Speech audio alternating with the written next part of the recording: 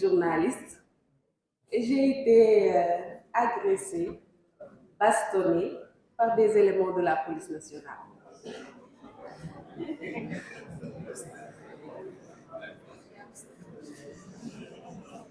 Oui. Après ce malheureux événement, j'ai parlé à des femmes de la police et disons qu'ils m'ont réconfortée. Parce que ma peur, c'était que ce que j'ai ressenti ce jour-là, le sentiment que j'ai ressenti venant de ces deux policiers-là, parce que oui, c'était deux hommes, j'avais peur que ce soit un sentiment généralisé au sein de la police. Mais après, ce sont des femmes qui m'ont rassuré que ce n'était pas le cas. Tout de même, ce qui est arrivé est arrivé. Et nous sommes tous d'accord que ça ne devait pas arriver. Je suis journaliste, j'étais sur le terrain pour couvrir une manifestation qui était interdite. J'avais ma carte nationale de presse. Bonjour, commissaire Gay. J'avais ce jour-là ma carte nationale de presse, bien visible parce qu'elle était autour du cou. J'étais avec mon confrère ici présent et qui a reçu un coup, après lui, il va vous raconter. Mais en cherchant à me défendre, il a reçu un coup au niveau de la mâchoire. Et pourtant, ce jour-là, si j'ai commis une faute, c'était d'avoir demandé pourquoi. Pourquoi ce monsieur en tenue de police nous a poursuivis comme si on était des délinquants. Et pourtant, nous étions bien du côté de la police parce que c'est ce qu'on nous avait appris. Quand il y a des manifestations, ce qui est plus sûr pour les journalistes, c'est d'être du côté de la police. Et c'est ce que nous avons fait. À un moment donné, nous avons décidé de nous déplacer parce que là où nous étions, il n'y avait plus rien. Mais nous ne sommes jamais partis du côté des manifestants, nous sommes restés du côté de la police. Il nous a vus arriver, il a bien vu que nous partions. Et pour autant, il ne s'est pas gêné pour nous dire le fameux mot « dégager », alors que nous étions en train de partir. Ensuite, il nous a une première fois lancé du gaz lacrymogène. Ça ne s'est pas fait sentir parce qu'apparemment il y avait un problème. Moi-même, je n'avais pas reconnu l'objet. C'est ma consoeur de source A, c'est Nabou, qui m'a tiré pour me dire fais attention. Et après, je me suis retournée, j'ai demandé pourquoi. Parce que j'étais étonnée.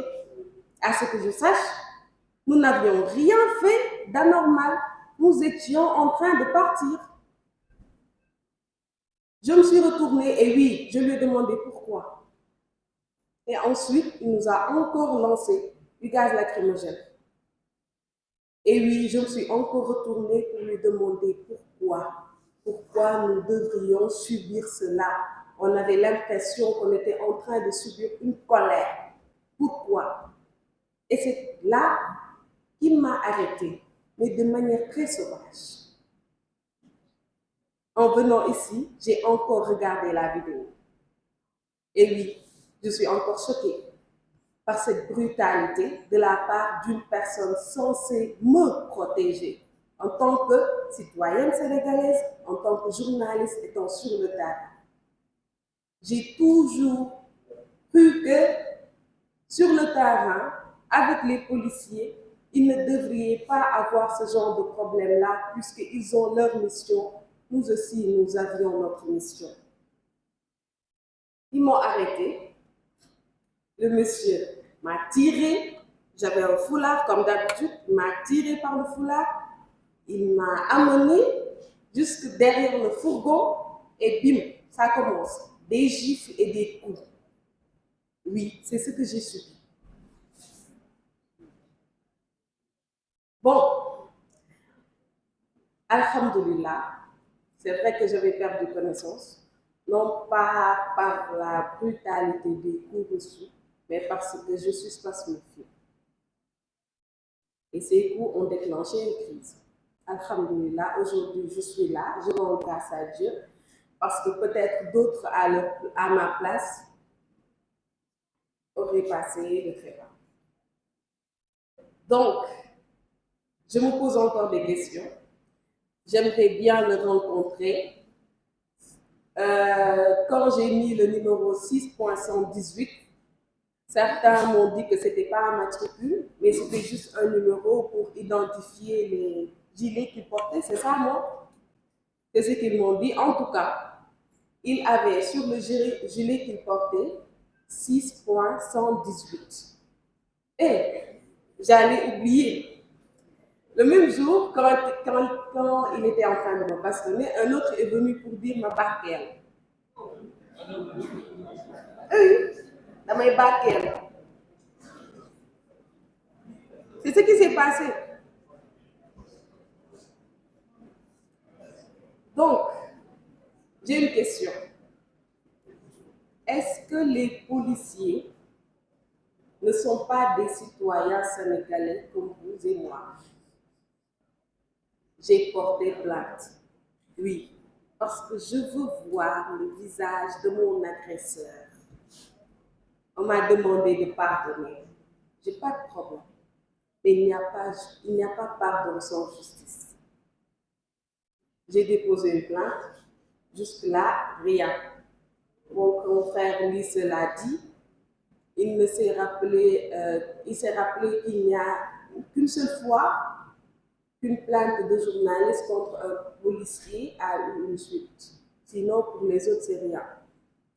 On espère pacifier les rapports entre les journalistes et les forces de l'ordre. Mais on ne peut pas le faire comme ça, je suis désolée. Parce qu'il y aura toujours ces images qui vont rester. Et à chaque fois qu'il y aura manifestation, je ne le souhaite pas.